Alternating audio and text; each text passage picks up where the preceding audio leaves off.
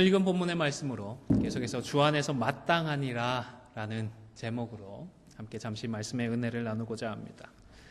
지난주에도 언급을 했었던 그 이동원 목사님의 책 성령에 속한 사람이라는 그 책에서 읽은 이야기입니다. 1947년에 위스콘신주의 한 천체 연구소에서 근무하고 있던 챈드레이카라고 하는 박사님께 시카고 대학에서 겨울 방학 동안에 좀 학생들에게 특강을 해달라라는 부탁이 요청이 있었습니다. 그리고 얼마 뒤에 안타깝게도 2명밖에 수강 신청을 하지 않아서 이 강의를 그만 폐강을 해야 될 것 같습니다라는 연락을 다시 했다고 합니다. 그런데 이 교수님이 학생 숫자는 자신에게 상관없다라고 하시며 2시간 이상의 거리를 매주 2번씩 그렇게 차로 오고 가시며 단 2사람만을 위해서 강의를 해 주었다고 합니다. 그리고 그때로부터 한 10년 정도가 흘렀습니다. 그런데 이때 공부했던 2명의 학생이 노벨상을 받게 되었다고 합니다.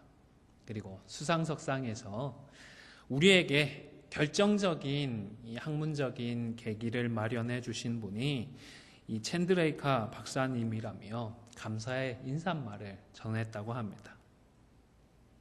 2명이냐 아니면 수백 명이냐 학생 숫자에 따라서 마음을 나누지 않고 항상 성실하게 자신의 본분을 감당했던 이 박사님의 수고가 이렇게 아름다운 열매를 맺을 수가 있었던 것입니다. 여러분, 우리는 지난 시간에 우리의 시대가 모든 것을 해체하고 또 상대화하면서 하나님을 부정하는 것은 물론이고 그리고 하나님께서 창조하신 질서와 신앙적인 세계관까지도 부정을 하고 있다 말씀을 드렸습니다. 그러나 이 세상이 뭐라고 하든지 간에 하나님은 살아계십니다. 우리 하나님은 우리 가운데에서 살아계시며 지금도 역사하고 계십니다. 그렇기 때문에 우리 성도는 은혜로 구원을 받은 자로서 마땅히 해야 할 바가 있다는 사실, 우리가 포기할 수 없는 절대적인 가치와 사명이 있다는 사실을 잊지 말아야 하는 것입니다. 그러한 한 부분으로서 주 안에서 아내와 남편에게 마땅한 것이 무엇인지를 우리는 확인하였습니다. 그리고 부모와 자식 또한 그들에게 마땅한 하나님의 뜻이 무엇인지 확인을 하였습니다. 그리고 이 말씀을 단순히 부부관계나 부모와 자식 관계로 제한하지 말고 영적인 가족인 교회로까지 확장을 해야 한다 말씀을 드렸습니다. 모든 성도는 마치 한 가정 안에서의 아내처럼 주님께서 세우신 교회의 권위와 질서 아래에 우리 자신을 두고 복종하는 것이 마땅한 것입니다. 그리고 또 남편처럼 우리가 받은 십자가의 사랑으로 교회 안에서 만나는 지체들을 사랑하고 괴롭게 하지 않는 것이 마땅한 것입니다. 그리고 영적인 부모의 아래에서 우리가 들으며 영적인 부모들에게 순종해야 합니다. 또한 우리가 돕고 섬겨야 할 자녀와도 같은 그런 지체들을 노엽게 하지 않도록 우리는 마땅히 행해야 하는 것입니다. 여기에 이어서 오늘 본문 21절을 보시면 세상의 질서 안에서는 주인에게 종속되고 또 속박되어 있는 성도들에게 말씀을 하고 있습니다. 그런데 여러분, 먼저 한 가지 사실부터 분명히 하면 좋겠습니다. 노예 제도는 하나님께서 만드신 제도인가요? 하나님께서 노예 제도는 기뻐하셨나요? 네, 감사합니다. 아닙니다. 그런데 불과 100년 전만 해도 이 문제를 가지고 질문을 했으면 교회 안에서도 사실 의견이 나뉘고 대립을 했어야 했습니다. 왜냐하면 구약 성경은 분명히 노예 제도를 인정하고 있었기 때문입니다. 그러나 인정한다는 이 사실이 성경이 노예 제도를 찬성하고 있다든지 아니면 하나님의 형상으로 지음받은 그 사람을 다른 사람이 종으로 부리는 것이 하나님의 뜻에 합하다라고 주장할 수 있는 근거가 되는 것은 결코 아닙니다. 왜냐하면 말 그대로 하나님께서 사람들의 현실을 인정을 하신 것에 불과하기 때문입니다. 타락한 세상에 그리고 범죄한 인간들이 살고 있습니다. 그렇기 때문에 개인적으로 아무리 수고하고 노력을 해도 이 생존의 문제를 해결하기 힘든 경우들이 있습니다. 생계를 위해서 아무리 우리가 수고하고 노력을 해도 이것저것 할 수 있는 모든 것을 다 해봐도 먹을 것을 구하기 힘든 상황들이 현실적으로가 있더라는 것입니다. 이런 경우에는 어쩔 수 없이 다른 사람의 종이 되어서 그저 생명을 보존하는 그런 방법 말고는 다른 옵션이 없는 상황들이 있다는 것입니다. 물론 자기 욕심 때문에 다른 사람을 노예로 삼는 그런 사람들도 있었습니다. 성경이 이런 사람들을 위하여서 노예 제도를 인정했던 것은 결코 아닙니다. 다시 말하지만 인정은 하셨지만 개인적인 이익 추구를 위하여서, 이기적인 이익 추구를 위하여서 노예 제도를 인정해 주신 것이 아니라 사회적인 약자를 배려하기 위하여서 인정을 해 주셨던 것입니다.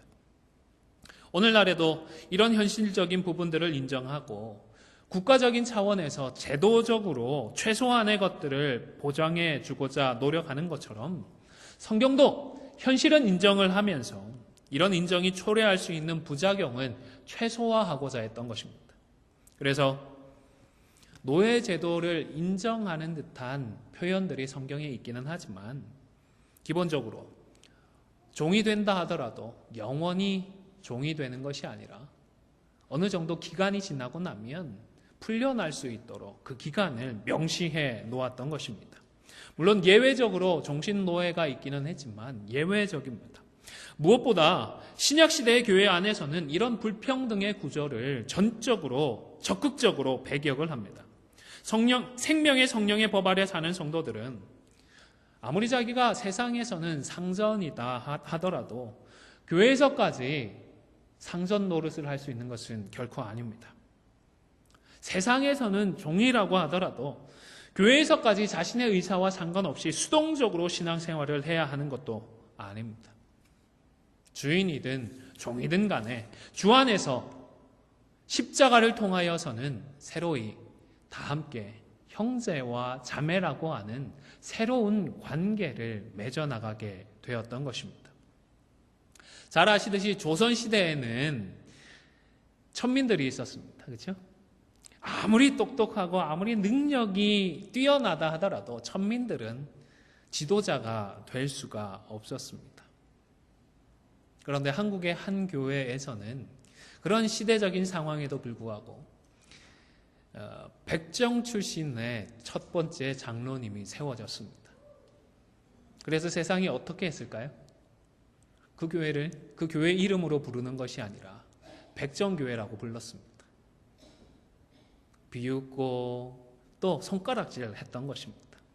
이처럼 세상은 이해하지 못하고 오히려 조롱할지라도 세상의 불공평한 모든 질서와 구조들이 복음으로 새로워지는 것이 바로 교회인 것입니다. 잠시 정리를 하면 노예제도와 같은 것은 하나님께서 찬성하지는 않으셨지만 보다 큰 하나님의 크고 완전한 계획을 위하여서 인정은 해 주셨던 것입니다.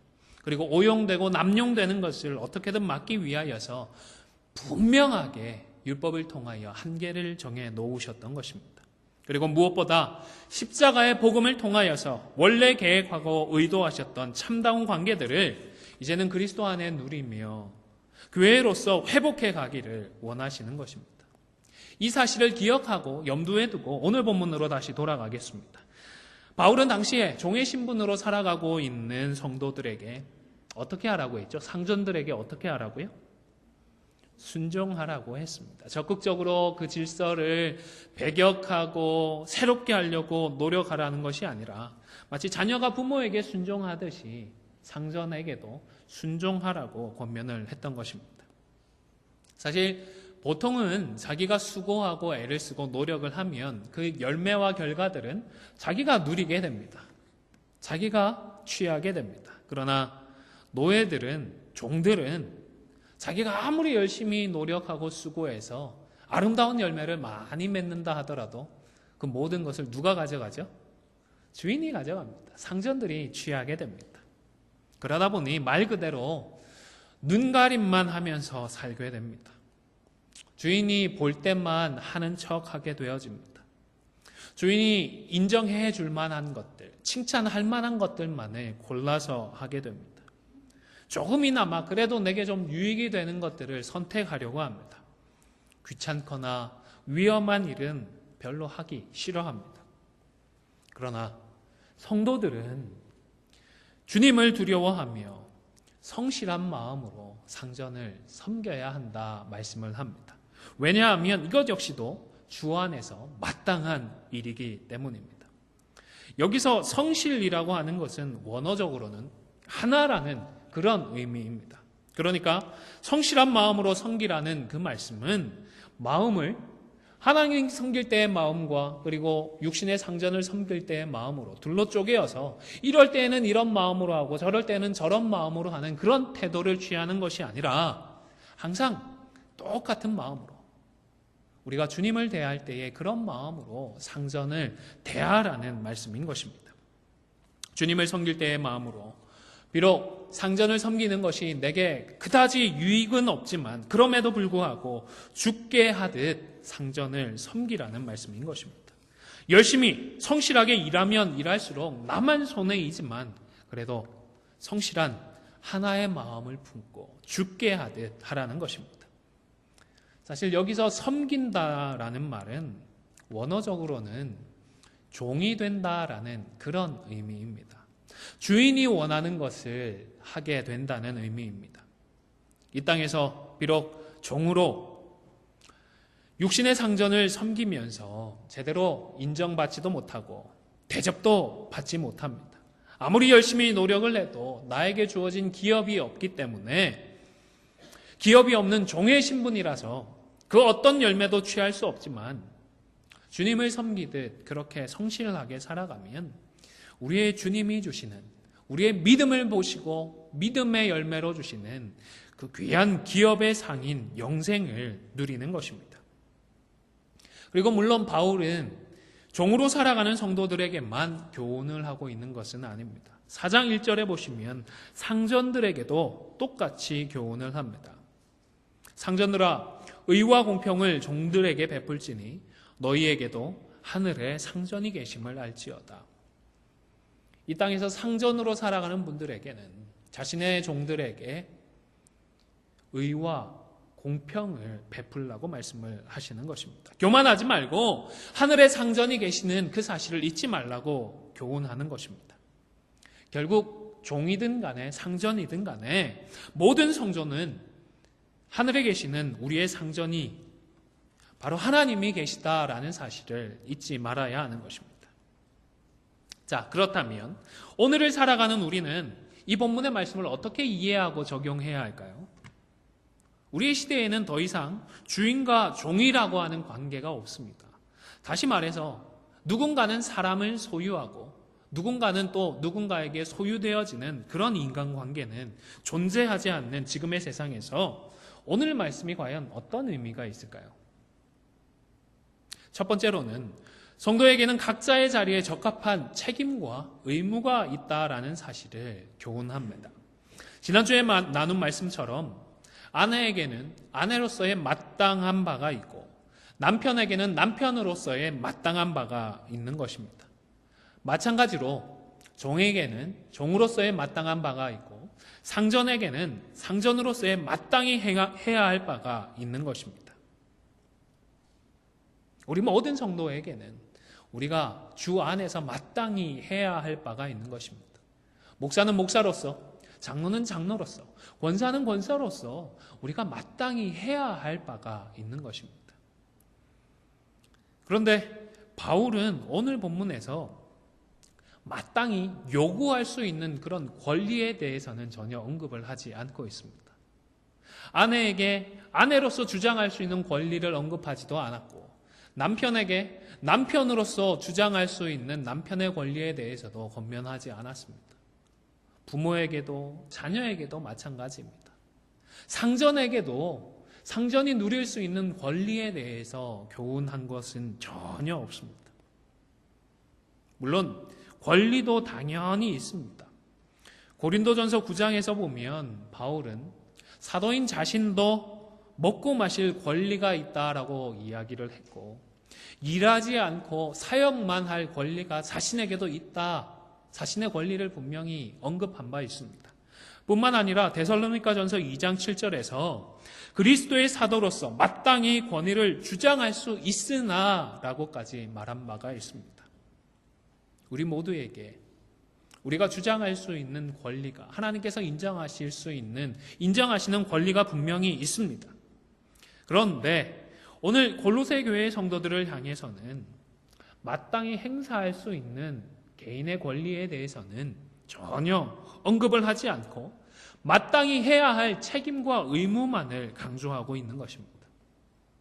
왜 그럴까요? 왜냐하면 자신의 권리를 주장하거나 자신의 유익을 구하지 않고 오히려 각자가 마땅히 해야 할 바를 겸손하게 감당하는 공동체가 그만큼 귀하고 복되기 때문입니다.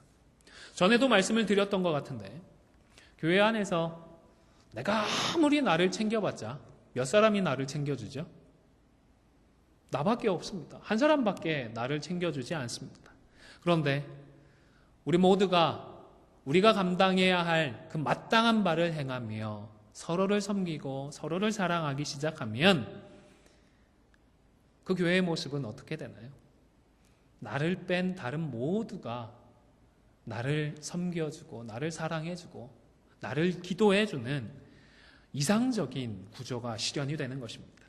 여러분, 각자가 마땅히 해야 할 바를 서로 감당하는 공동체가 왜 복되다라고 평할 수 있는지 이제는 잘 이해하고 또 그 이해대로, 그 깨달음대로 마땅히 행할 수 있는 우리 모두가 되시기를 주님의 이름으로 간절히 축원을 드립니다.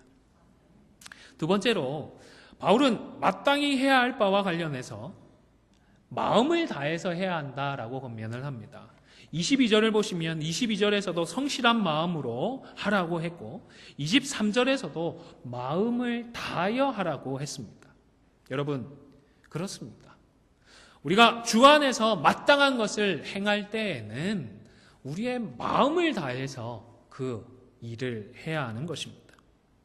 여러분, 오늘 본문에서 마음 없이 그저 행동만 하는 것에 대해서 뭐라고 정의를 하고 있죠? 25절에 보시면 불의를 행하는 자는 불의의 보응을 받으리니 했습니다. 이때의 불의라는 것은 결국은 그저 겉으로 행동만 하고 그 마음은 따르지 않는 그런 이중적이고 어떻게 보면 위선적인 태도를 언급하는 것입니다. 여러분, 마음 없이 겉으로 행동만 하면 불의한 것입니다. 그저 사람들을 기쁘게 하고 눈가림만으로 행동을 하는 것은 불의한 일입니다. 사실 우리가 보기에는 마음도 없고 행동으로 아무것도 하지 않는 그런 것보다는 마음에 없으면서 행동이라도 하면 훨씬 나은 것 아니야? 그런 생각을 할 수 있지만 마음 없이 행동만 하는 이것에 대해서 주님은 인정하지 않으십니다. 여러분, 한번 가정입니다. 한번 생각을 해보시기를 바랍니다.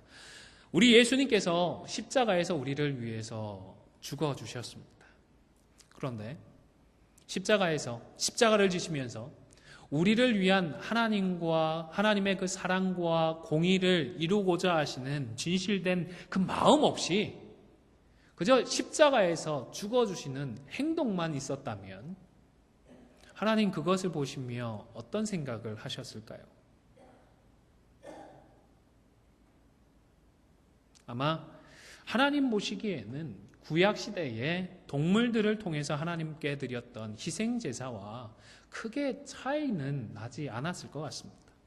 과거와 현재와 미래의 모든 죄를 사하고 사망과 어둠의 권세를 깨뜨리는 복음의 위대한 능력이 십자가를 통하여서 성취되어질 수 있었던 것은 희생이라고 하는 단순한 하나의 행위만이 아니라 그 이전에 있는 우리 주님의 마음, 우리를 사랑하시고 아버지 하나님을 사랑하시고 기꺼이 그 사랑 때문에 희생하고 헌신하고자 하셨던 우리 주님의 마음이 함께 있었기 때문에 진정한 십자가의 능력이 우리에게 허락이 되었던 것입니다. 뿐만 아니라 마음은 있는데 행동하지 못하는 경우도 생각해 볼 수 있습니다. 이런 경우는 어떨까요? 마음은 그래도 있는데 행동하지 않는다.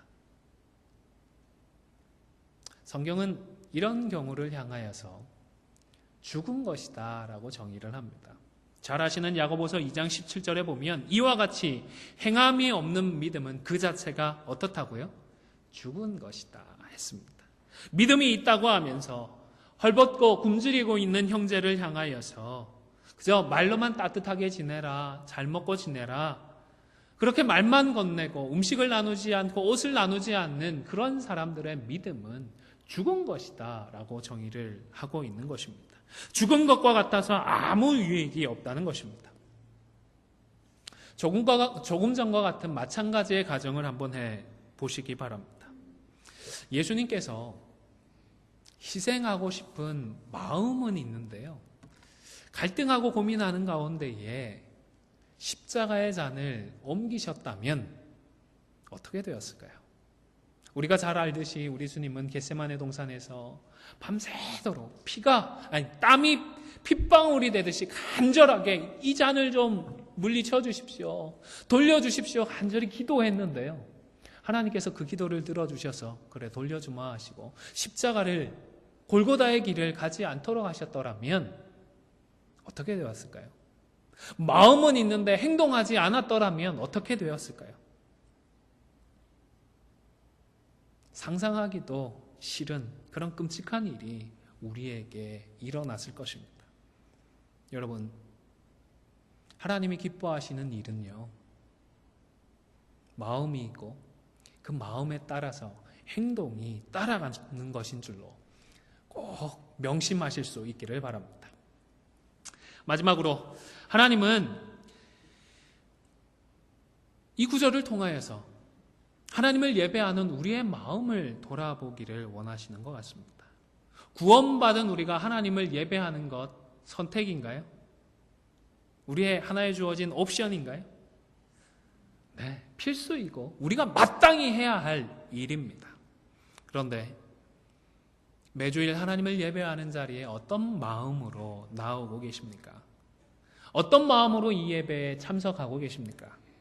사랑하는 성도 여러분, 하나님을 예배하는 이 한 시간만큼은 우리의 모든 마음과 뜻을 다하여서 우리의 온 정성을 다하여서 하나님만 생각하고 하나님께만 집중하고 하나님께만 영광을 돌리실 수 있기를 주님의 이름으로 축원을 드립니다. 바쁘고 고달프게 살아가는 이민 생활 중에 주일 하루가 얼마나 황금 같은 귀한 시간인 줄 우리 모두가 잘 압니다. 그런 귀한 시간 중에 한 시간을 내어 교회로 모이는 귀하고 복된 행동을 우리는 이미 하고 있습니다. 그러나 정말 귀한 행동이지만 이 행동만으로는 충분하지 않습니다. 마음 없이 행동만을 따라하는 것에 대해서도 우리 주님은 우리가 확인했던 바와 같이 불의하다라고 말씀을 하시기 때문입니다. 사랑하는 성도 여러분, 예배당에 와서까지 불의한 예배를 드리지 않도록 우리의 마음을 지켜갈 수 있기를 바랍니다. 우리의 마음을 지키시고 우리의 생각을 지켜서 하나님만 생각하고 하나님만 경배하는 복된 주일의 예배의 시간이 될 수 있기를 바랍니다. 우리의 마음을 담아서 하나님이 기뻐하시는 거룩한 산제사를 매주일 드릴 수 있는 우리 모두가 되실 수 있기를 주님의 이름으로 간절히 축원을 드립니다. 이제 말씀을 마무리하고자 합니다. 서두에 언급했던 그 챈드레이커 교수님의 일화를 기억해 보시기를 바랍니다. 학생 수의 마음이 좌우되지 않았습니다. 마음이 나뉘지 않았습니다. 수백 명 앞에서 강의를 할 때든 단 2명을 놓고 강의를 할 때든 마음을 다하여서 한 마음으로 마땅히 감당해야 할 그 본분을 감당했던 그 수고가 그에게 배운 제자들을 통하여서 아름답게 열매를 맺었습니다. 예수 믿는 우리에게도 우리가 마땅히 감당해야 할 것들이 있습니다. 우리가 마땅히 해야 할 사명이 있다는 사실을 분명히 기억해야 합니다. 마땅히 해야 할 개인적인 사명이 무엇인지도 우리가 분명히 알아야 합니다. 그러나 마땅히 해야 한다는 마음만으로는 충분하지 않습니다. 알고 행하지 않는 것은 죽은 것과 같기 때문입니다. 그리고 알고 행해왔지만 어느새 마음이 사라질 수가 있습니다. 행동은 남아있지만, 행위는 남아있지만 마음은 온데간데 없이 사라져버린 것입니다. 이런 경우에 대해 하나님은 불의하다라고 말씀을 하십니다. 우리 성도는 우리의 마음을 지키고 그 마음에 따른 마땅한 행동을 해야 하는 것입니다. 아무쪼록 주님 앞에서 우리의 이 마음을 지키고 그 마음에 따라서 마땅히 행해야 할 바를 온전히 감당함으로 우리에게 예비되어진 그 기업의 상을 풍성하게 받아 누리는 우리 모두가 되시기를 주님의 이름으로 축원을 드립니다.